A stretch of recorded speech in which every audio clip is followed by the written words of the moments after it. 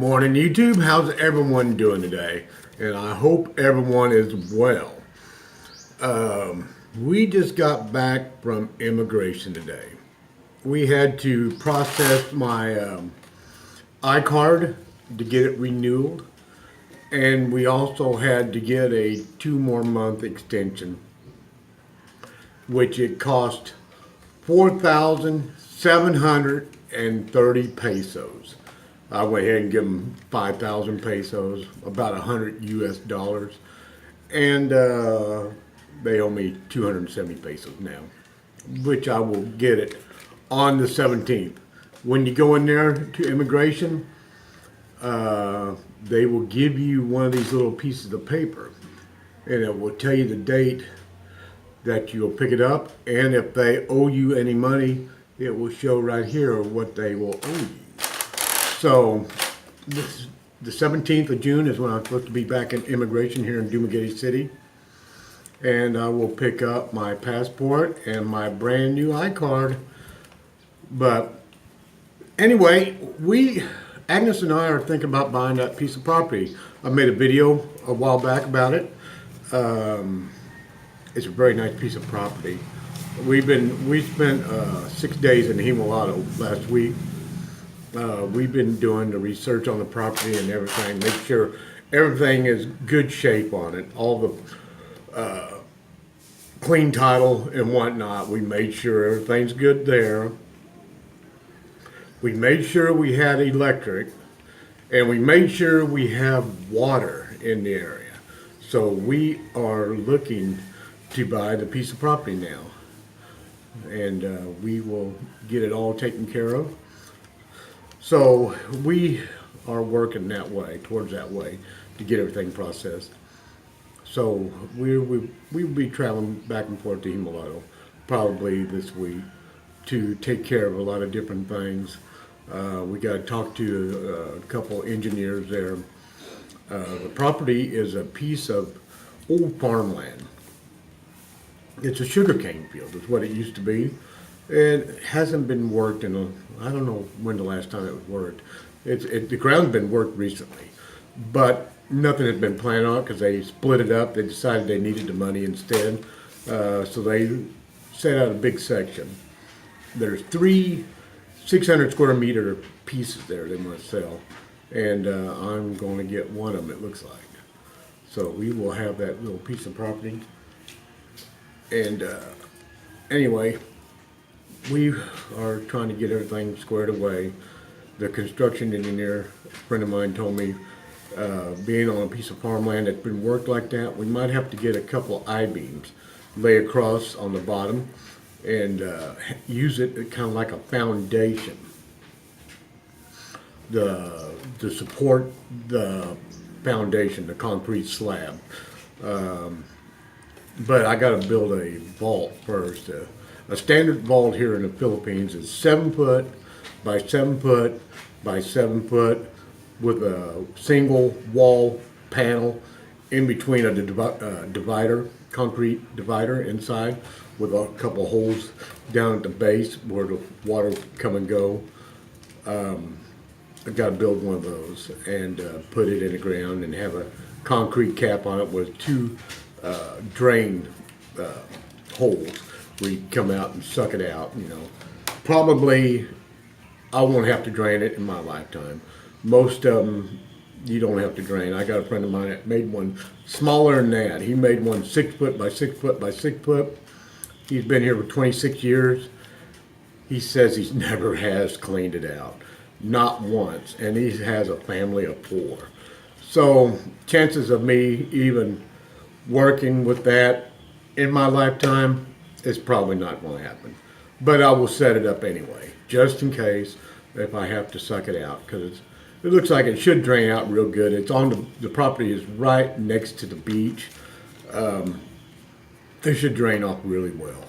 I'm not that concerned about it. But we are also checking out everything, what we have to go through. The road going into the property is partially built. The city has been working on it because there's a road that goes all the way down there and along the beach, and there's a lot of different houses down through there. The city at one time promised they would fix that. They will make it a very good access to all the properties. They got it half built and something happened. Mailer had a falling out with the people who owns the property in the very beginning of the right there by the school or what. I don't know what happened. It's kind of like sounds like Hatfields and McCoys in America. They're feuding about some stupid stuff. Anyway, we are trying to get that worked out because I don't want to have a muddy road to live on. Even if I have to buy a couple truckloads of gravel and have it poured all the way down there to the property, I'm willing to do that. I will take care of that, get all that taken care of. But in the meantime, be sure when you go to immigration and you don't get to express, be sure you get this little paper. Do not forget that. And when you take it in, they know who you are. They know how much they owe you. They know everything about you with this little piece of paper. Don't forget to take that in with you because it helps a lot. You just hand them this. You will get your passport. You will get your I card or whatever it happens to be. Me, it's both this time. But anyway, you guys, I want to thank each and every one of you for subscribing to my channel. I appreciate it very much. We make a lot of videos here in Dumaguete. I love showing the people where I live. I get a lot of questions about Dumaguete, the cost of living. Everybody wants to know everything about Dumaguete.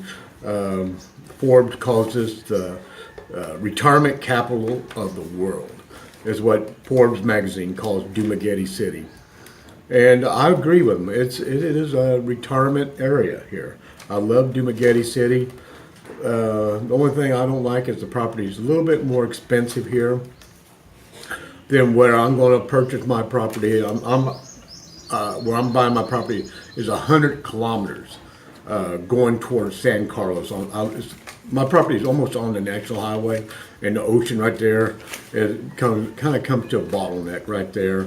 So I have a little piece of property I'm going to buy right there next to the highway.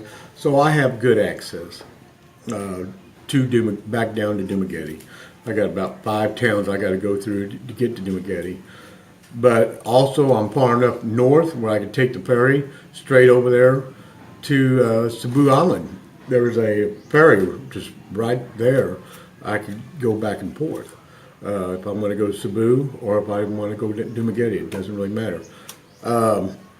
Property up there around Himalato, considerably cheaper.